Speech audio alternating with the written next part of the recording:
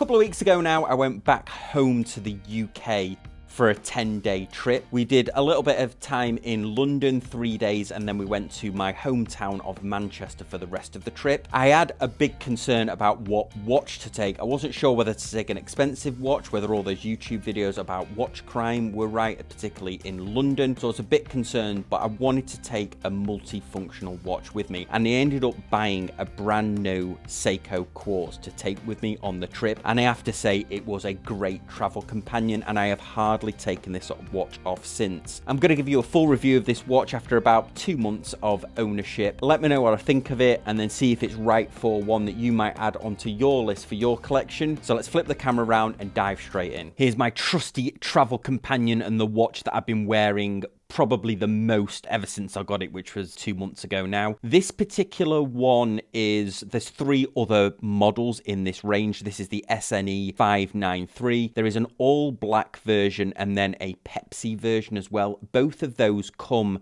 with bracelets. This one comes on a Seiko rubber strap, as you can see here. I did buy both the aftermarket bracelets from Long Island Watches, so I'll let you know which one of those I prefer afterwards. I also bought the watch from Long Island Watches as well, paid full price for everything. If you saw my recent live stream with Mark, there is no pay to play with Mark, so I bought this and very happy to support Mark over there at Long Island Watches. He also offers a great service, fast shipping. This watch is using the Seiko solar quartz movement. This is the V157 with a 10-month power reserve. I do really enjoy Seiko quartz watches, so it was a no-brainer for me to buy this one. And everything about it is awesome. It's better than I was expecting it was going to be. The bezel action is extremely smooth and precise. It does line up. There's no QC issues on it. There is a screw down crown which has a nice knurling to it and a little red band. And the case it's a little bit softer on the corners, but it is polished and brushed. And then 10 out of 10 for the drilled lugs. This does use those fatter Seiko spring bars. A must with the drilled lugs. They're almost impossible to get out if you haven't got drilled lugs. And I have been swapping this onto different straps. Now, I won't say that this is a strap monster, because on some straps it doesn't work out well. And I'll give you my opinion on which one of these aftermarket Long Island watch bracelets I preferred to wear this watch on, and it's to do with the balance of the case. The case is low profile, I would say, for the size of the watch, so it's a 42.8mm watch, but it's more like 45.7 with the crown, 49.2mm from lug to lug. It's very thin, coming in at 10.7mm thanks to that quartz movement. This watch is a certified ISO certified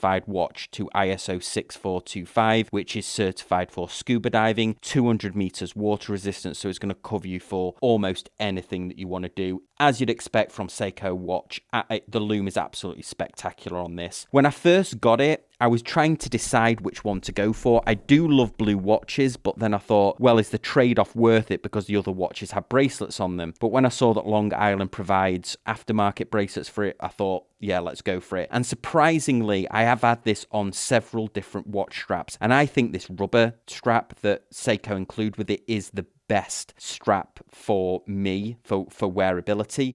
I've tried it on Tropic straps, I've tried it on other rubber straps as well, but this has just the right stiffness to balance the watch on your wrist, straightens the watch out on your wrist. The blue is absolutely spectacular. I'm probably not doing it justice under these studio lights, but the blue is absolutely spectacular on this watch. The printing is crisp. It does have a date window as well, which you know I'm a huge fan of. There is no surround around the date window. It is slightly set back a little bit, but nowhere near as set back as the Seiko Speed Timer that we reviewed on the channel last year. Everything about this is clear, is unapologetically a dive watch. When I first got it, I was worried about the hands, especially the minute hand looks slightly more cartoonish to me in person. It is a very pronounced arrow, and then we have the shorter hour hand that looks almost like a fat syringe. I'm sure there's an actual proper name to it. And I wasn't sure I'd like the hands. In fact, I still think more subtle hands, perhaps straight hands, would look good on this, but I have got used to the hands hands, and I do quite like them now. And the minute hand does almost go all the way to the minute track on the outer of the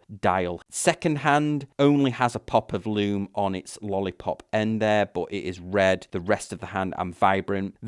Everything else is printed on there. There's plenty of lume. There's no applied indices or anything like that. Let's get it on the wrist.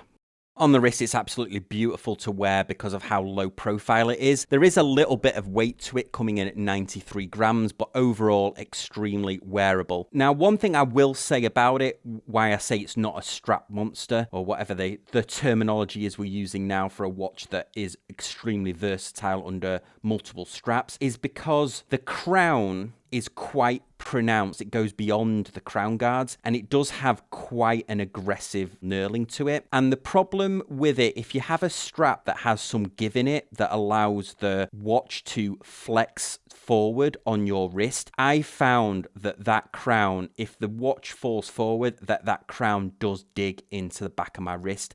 It's a sensation that I don't particularly enjoy, having the roughness of the crown dig into my wrist. It's absolutely perfect on this included rubber strap. And for me, it was also perfect on this Long Island watch Oyster as well, because again, that doesn't have any sideways flex to it. I also bought, for the sake of the review, Mark's other one, which is this Jubilee, which admittedly looks awesome. This watch looks awesome on the Jubilee. The problem is it flexes sideways as well as obviously the normal way, but it flexes sideways, and that I found caused the watch to, the crown kind of rest on the back of my hand there. Let me know if you own this watch in the comments section down below if the crown bothers you, but it was something that I definitely noticed. So I would say if you're looking at adding an aftermarket bracelet to it, if I was doing it again, I would just buy the Oyster from Long Island Watches. Again, not sponsored or affiliated with Long Island Watches at all. Or I would keep it on the rubber strap that it comes with, because this is awesome. It's hard to convey how much I really warmed to this watch. It was a great travel partner when I went back to the UK. It served its purpose. It's extremely accurate with it being quartz. It was wearable. I just love the look of it. It's a Seiko as well. They always do an amazing job of their dials and bezels. Always brings a smile to my face. And I think for under $400 or around the $400 mark, I think it's a really decent quartz watch, and one that I'll definitely be keeping in my collection for a while. More importantly, what did you think? Let me know in the comment section down below. If you're new to the channel, love it if you hit that subscribe button, hit the thumbs up and the bell notification, and I'll see you all next time on Casual Watch Reviews.